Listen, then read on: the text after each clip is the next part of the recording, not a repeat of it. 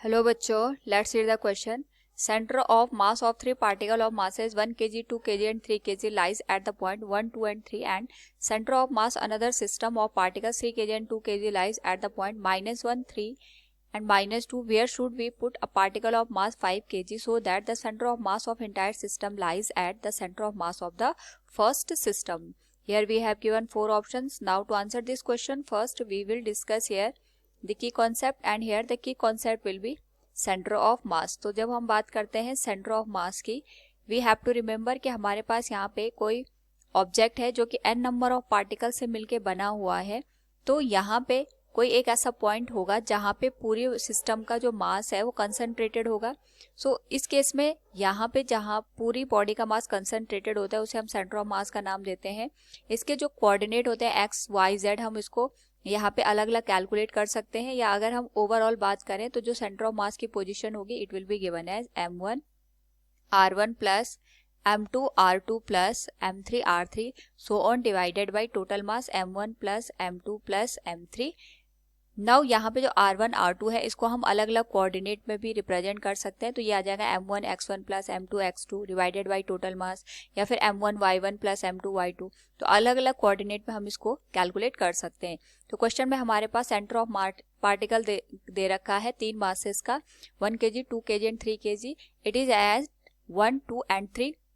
तो हम यहाँ पे ये मान के चलते हैं जो 1 kg है, 2 kg और 3 kg का हमारे पास यहाँ पे पार्टिकल्स दे रखे हैं. ये ओवरऑल यहाँ पे एक ही सिस्टम के जैसे काम करेंगे, यानी ये तीनों मिलके यहाँ पे एक कंप्लीट बॉडी का फॉर्मेशन करेंगे जिसका सेंटर ऑफ मास यहाँ पे कोऑर्डिनेट 1, 2 एंड 3 पे गिवन है. यानी टोटल जो मास आएगा हमारे पास ये 6 kg का होगा. एंड इसके लिए जो सेंटर ऑफ मास की पोजीशन होगी दैट विल बी 1, 2, 3. इसी तरीके से अगर हम बात करें यहाँ पे हमारे पास एक अनदर सिस्टम है. तो जो अनदर सिस्टम हमारे पास यहाँ पे लाई कर रहा है, इसका जो मास है ये हमारे पास 2 kg और 3 kg के बराबर है. तो इसको भी हम यहाँ पे ओवरऑल एक ही सिस्टम कंसिडर कर सकते हैं जिसका टोटल मास 5 kg के बराबर है. और इसका जो सेंटर ऑफ मास की पोजीशन है it will be given as -1, 3 and -2 के बराबर.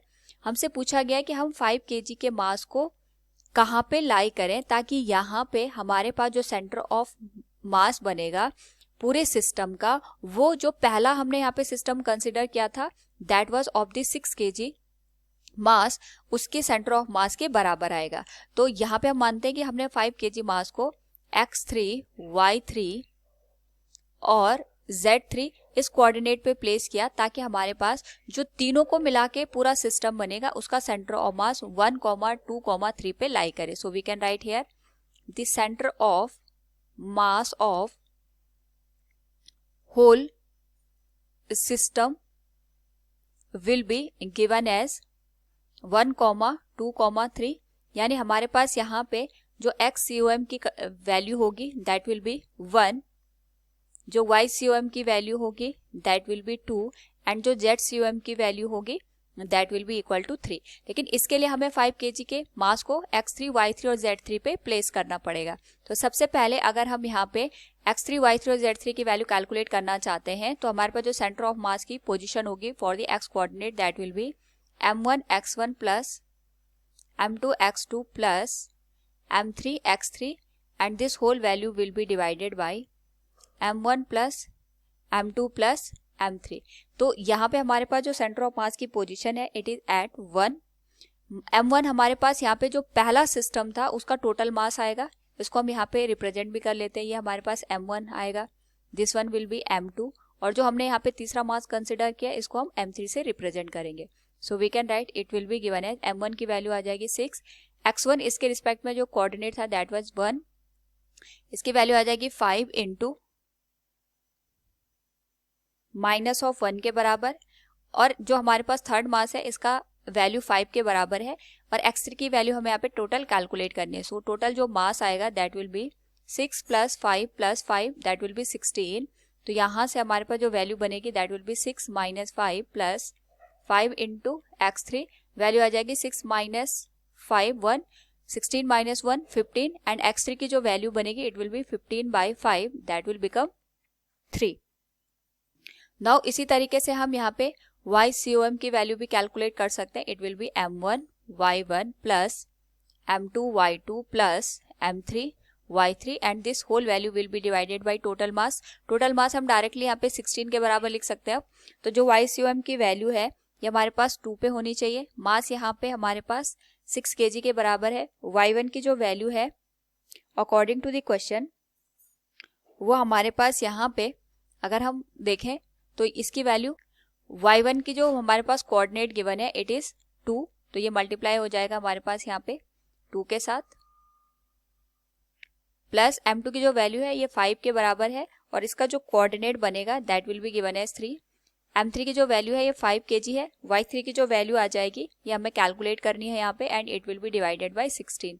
तो ओवरऑल अगर हम इसको यहाँ पे सॉल्व करें तो ये आ जाएगा 16 into 2 that will become 32 equals 6 into 2 ये 12 आ जाएगा plus 15 plus 5 into Y3.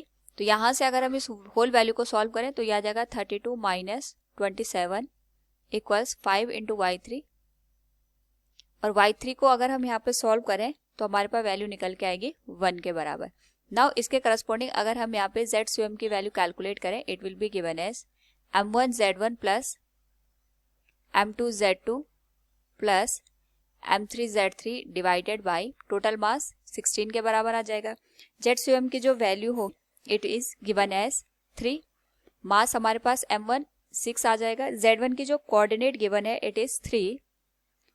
M2 की वैल्यू आ जाएगी 5. इसका जो कोऑर्डिनेट है Z2 it is minus of 2 plus 5 into Z3 की जो वैल्यू आएगी हमारे पास ये हमें कैलकुलेट करनी है and it will be divided bye 16. तो वैल्यू आ जाएगी 16 3 जा 48 equals 18 minus 10 plus 5 into Z3.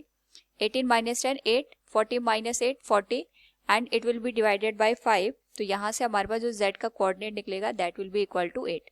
तो अगर हम बात करें X3 Y3 और Z3 की तो इसके जो कोऑर्डिनेट हमारे पास बने 2 आर 3 1 एंड 8.